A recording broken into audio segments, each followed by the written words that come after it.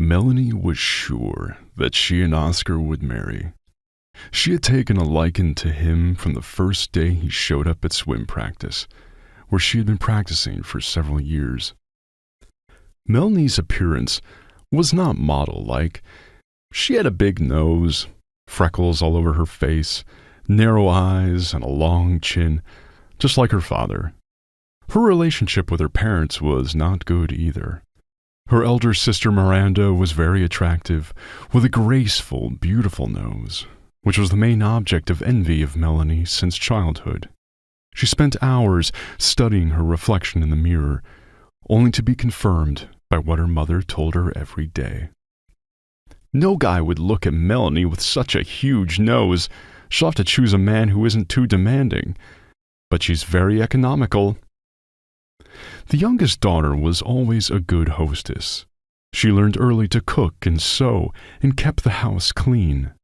When the boys at school began making fun of Melanie's figure, she took up swimming, and by the age 17 had the classic figure of a swimmer, with broad shoulders, narrow hips, and a thin waist, which she tried to show off.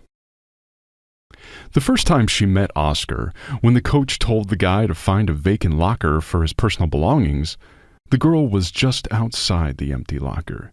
She confidently approached the attractive stranger and introduced herself.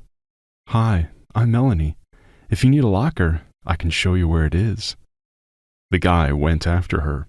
He was taller than the girl, which she liked very much.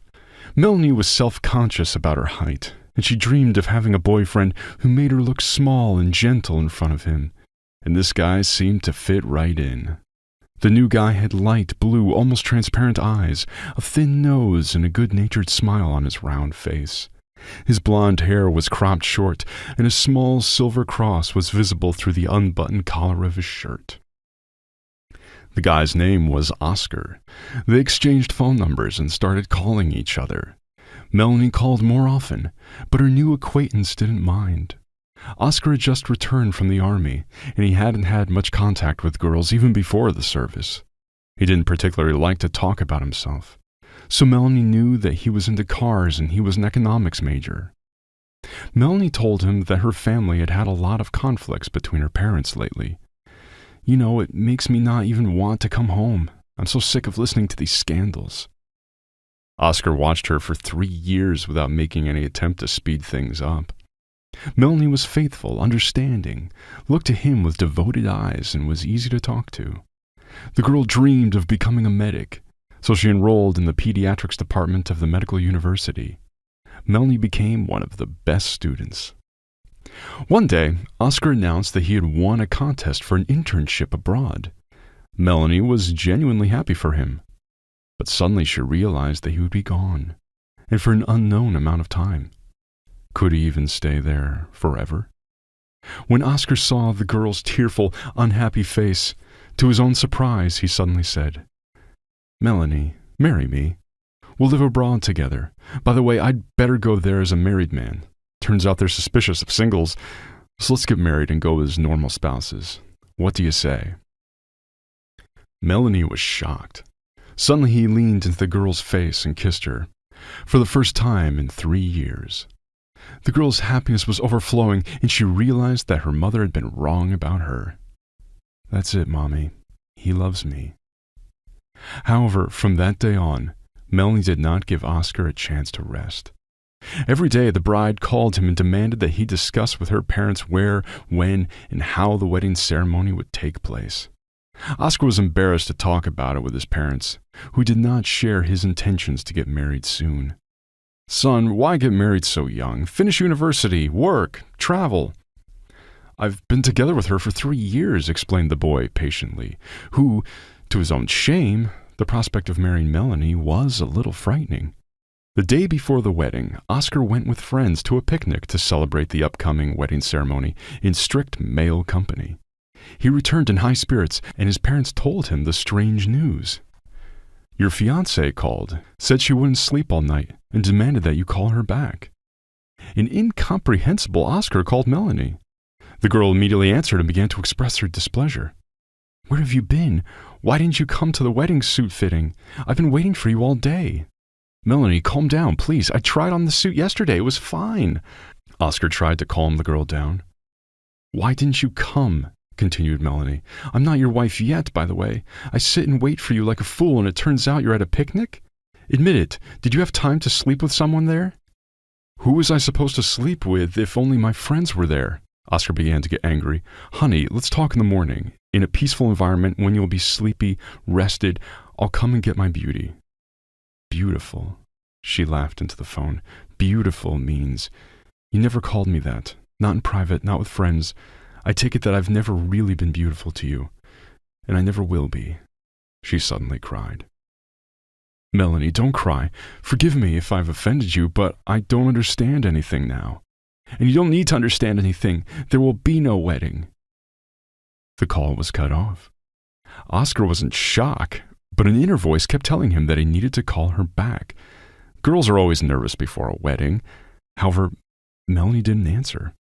Tired of dialing her number, the guy disconnected the phone. Okay, we'll talk tomorrow. In the morning, there was pandemonium at Oscar's house. The groom's buddies all arrived dressed in their best cars and accompanied by their smart, beautiful girlfriends. Oscar thought that Melanie must be ready by now and gave the order to move out. However, it was quiet outside the girl's house. The puzzled groom tapped cautiously on the window. Melanie, hello? There's a marriage registration today? Did you remember? Melanie appeared on the porch dressed in her bathrobe and slippers. At the sight of Oscar dressed in his ceremonial suit, the girl's face twisted contemptuously. And where are you going dressed like that? Are you really going to a wedding? Melanie, what are you doing?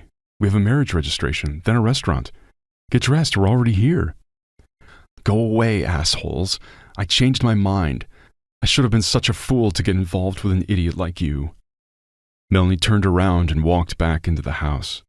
Oscar was furious. He had never been in this situation before, and he had never heard anything like that about anyone else.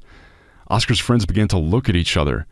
Once in the car, the guy tore off his tie and demanded, "Pour me a drink." What followed was an explanation of what had just happened between him and Melanie.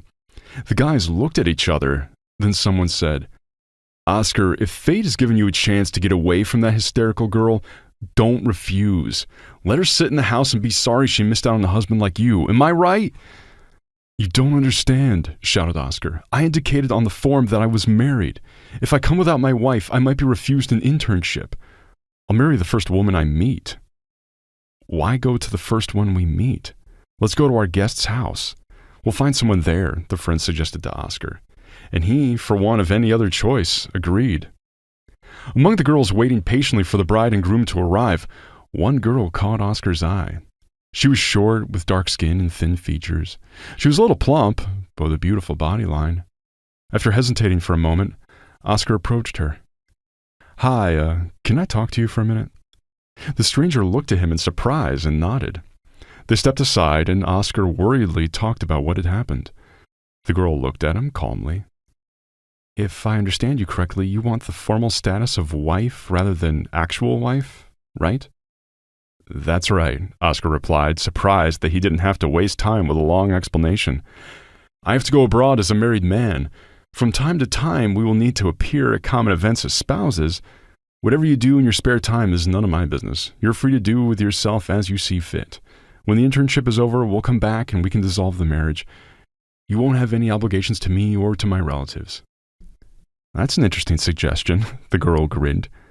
After thinking about it, she said, Okay, I'll take it. Registration today? And you won't hit on me and demand spousal duty? No, Oscar was frightened. It's just that we have to live together for a week before we leave, and then we'll live separately until the end of the internship. No claims on you. Okay, then. So Oscar married Vivian, who came at the invitation of her friend. Vivian's friend almost fainted when she announced she was getting married. The wedding ceremony went smoothly. Oscar took his young wife to his house. He had a separate apartment inherited from his beloved aunt. Oscar was clean and kept the place in exemplary order. Vivian went to the bathroom and after a shower settled down to sleep in the living room. Her parents were shocked to hear about their daughter's unexpected marriage. If he's a good man, he won't do anything bad to you. And if he tries, he'll regret it very much, said the girl's father. They only had time to say goodbye before their daughter went abroad. The couple behaved very naturally in public. Oscar found that he enjoyed coming home, eating Vivian's delicious dinner, and talking with her about trivial things. Gradually, he began to catch himself thinking that he didn't want that kind of life to end. When he and Vivian bumped into each other one day in the bathroom doorway, Oscar felt as if she had burned him with her touch. A spark ran through his body, and he had the urge to squeeze the girl tightly in his arms. And when he saw the way she looked at him as they walked around in the evenings, Oscar knew he wanted to be with her always. He came in a little later that night, holding a bouquet of Vivian's favorite flowers and her favorite fruit. They talked for a long time, after which the girl got up and stretched. "Well, that's it. It's time for bed. What do you want for dinner tomorrow?" "I like everything you cook," the man replied without taking his eyes off her. "Vivian, you and I have been married for months. It feels good to have you around. Tell me, do you like me just a little bit?" "Honestly?" The girl looked him in the eye. "Yeah, you're an honest man, and that's very important to me. Do you like me?" "I really like you," Oscar replied in a husky voice, slowly rising from his seat. "Maybe it's time we change the status of our marriage, so that's not just in the papers, but in reality. I promise I won't insist, if you don't mind. I'll just go to my room and not bother you." Vivian walked over and put both hands on Oscar's chest. She could feel his heart pounding furiously and whispered, "I agree. It's time we moved on to another relationship." Oscar gently picked the girl up in his arms and carried her into the bedroom. A few weeks later, after returning home, to his surprise, Oscar saw Melanie on the doorstep of his house. She was neatly painted and dressed, and in no way resembled the awful girl who hadn't even let him in the doorway before her own wedding. "Hello, groom," Melanie said mockingly. He replied confusedly, "Hi, how are you?" "Why ask such questions when the answer is obvious?" she replied. "Melanie, I don't understand. What do you want from me? You turned down the wedding yourself." "The thing is, you owe me," Melanie reminded him. "Remember when you started talking about wanting to start your own business after your internship? I promised to help with the money. You got the money from me. The internship was over. You started your business. What about me? I have no husband and no money." Oscar looked at Melanie in amazement, not understanding how he was stupid enough to propose to her and take the money. Indeed, how? Vivian's parents demanded that their son-in-law stop by on his return. Their demand was met. Everyone was pleased, especially Vivian's mother. "You can tell right away that he and my daughter didn't get married for nothing. They look great together, and they get along great with each other." It was. Oscar could call himself lucky. He had a smart and beautiful wife, sensible, responsive. He enjoyed coming home after work and enjoying the comfort of his surroundings. Sometimes Oscar wondered what his life would have been like if he had married Melanie after all. However, remembering her tantrums and stories of scandals between her parents, he realized he was definitely lucky that the girl had refused to get married at the last minute. Vivian never made any hasty decisions, and she was surprised herself that she accepted the proposal of the guy she saw for the first time in her life an hour before the wedding. She herself decided it was time to turn a formal marriage into an official one. Otherwise, it would also be difficult for her parents to explain such intricacies of her marriage. "I remember everything, Melanie," the man replied calmly and suggested, "Let's meet tomorrow outside the bank after lunch. Bring me my receipt for the debt I took. I'll get a lawyer and we'll settle the matter. Okay?" Melanie pointed her hand toward Oscar's apartment and asked mockingly, "So is she better than me? And how so?" "She's adequate, Melanie. See you tomorrow." Oscar closed the door in front of the girl's nose and exhaled. What luck that she refused to marry me then. "Honey, what happened?" came Vivian's voice. "Nothing much. Strangers got the wrong apartment." The next day, Melanie showed up at exactly the appointed time. Oscar and his lawyer were already waiting for her outside the bank. "Melanie, what was the amount of the receipt again?" asked Oscar for a short greeting. The girl silently showed him the piece of paper. Oscar nodded and walked into the bank building. 15 minutes later, he came out with a small paper bag. They walked to the cafe and settled in a closed booth. asking the waitress not to disturb them for the next 10 minutes. "Melanie, count the money," Oscar muttered. There was no hint of a previous relationship in his voice.